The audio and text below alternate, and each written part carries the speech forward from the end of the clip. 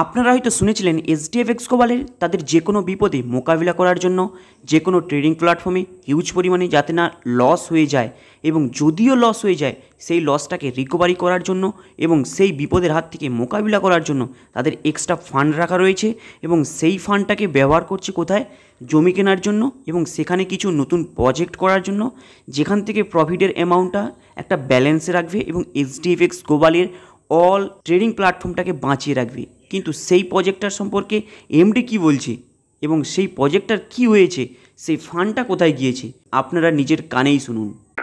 Sir, আপনি last time এটা বলেছিলেন যে আপনি একটা মানে রিজার্ভ একটা ফান্ড ক্রিয়েট করছেন আর কি, যদি কোনো সময় লাস্ট সেপ্টেম্বরে যেরকম একটা সিচুয়েশন ক্রিয়েট হয়েছিল, যদি লাইফে কোনো সময় যদি অন্য কিছু ক্রিয়েট হয়ে যায়, আমরা যে রিজার্ভ ফান্ডটা নিয়ে মানুষের প্রিন্সিপাল অ্যামাউন্ট আমরা কামবা করে নেবো।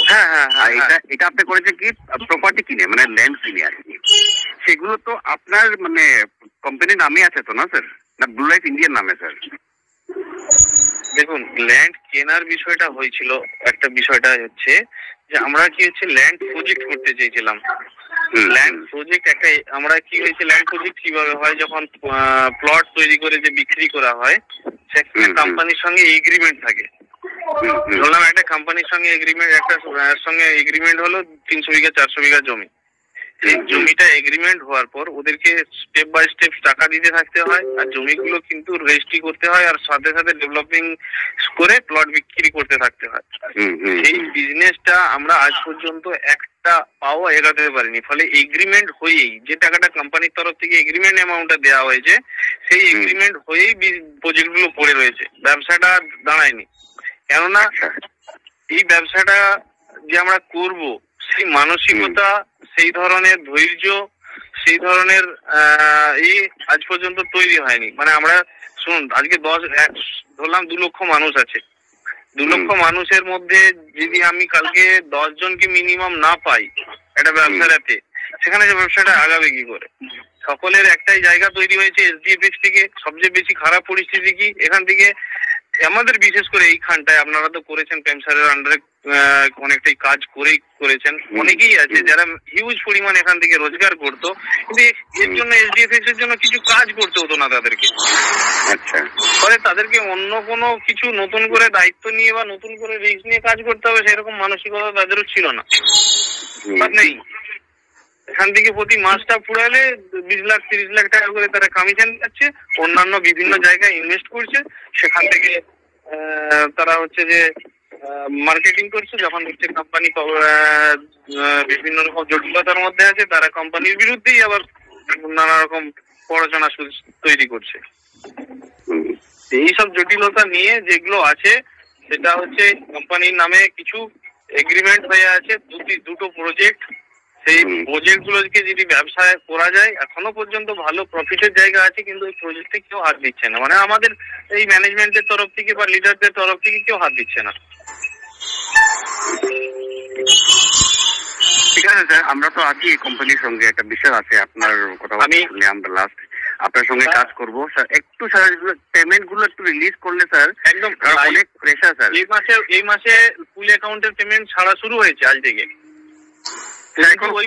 এখন তো কিছু দেখাচ্ছে না, সেই জন্য জিজ্ঞেস করলাম। না, পেমেন্টটা এইভাবেই ছাড়া শুরু হয়েছে। ওই আগে সর্বপ্রথম ফুলে এখনো যারা আছে, আমি ওই একটাই ধ্যান দিয়েছি, তাদের আসল টাকাটাও আসেনি এখনো, তাদের পেমেন্টটা ফার্স্ট যাবে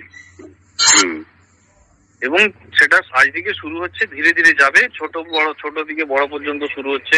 যারা লাস্টের দিকে সবচেয়ে শেষের মাসে টপ আপ করেছে, একদম মে মাসে, তাদের পেমেন্টটা ফার্স্ট শুরু করা হয়েছে, আজকের ডেটে যাবে। ঠিক আছে, আবার কালকে কিছু যাবে, এরকম প্রতিদিনই যেতে থাকবে।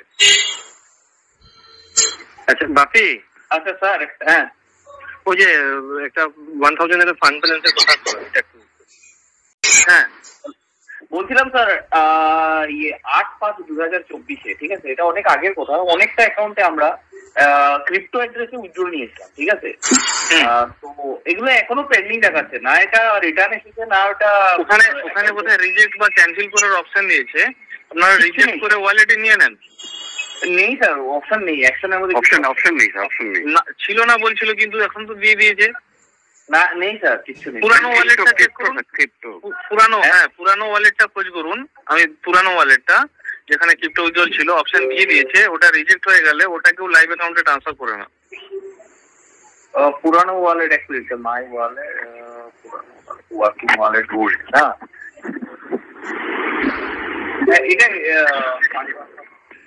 এটা এটা এটা এখানে ইয়েতে কিভাবে ট্রান্সফার করা স্যার? এটা প্রফিট শেয়ার ওয়ালেটে যেটা ব্যালেন্সটা আছে না, ওই যেভাবে ক্যাশ ডিপোজিট রিকোয়েস্ট করেন ওইভাবে ক্যাশ ডিপোজিট রিকোয়েস্ট করে দেন, চলে আসবে এটা পুরোনো ওয়ালেট? হ্যাঁ হ্যাঁ, ওয়ালেটে ব্যালেন্স চলে আসবে, হ্যাঁ এসডি স্টারে ব্যালেন্স চলে আসবে।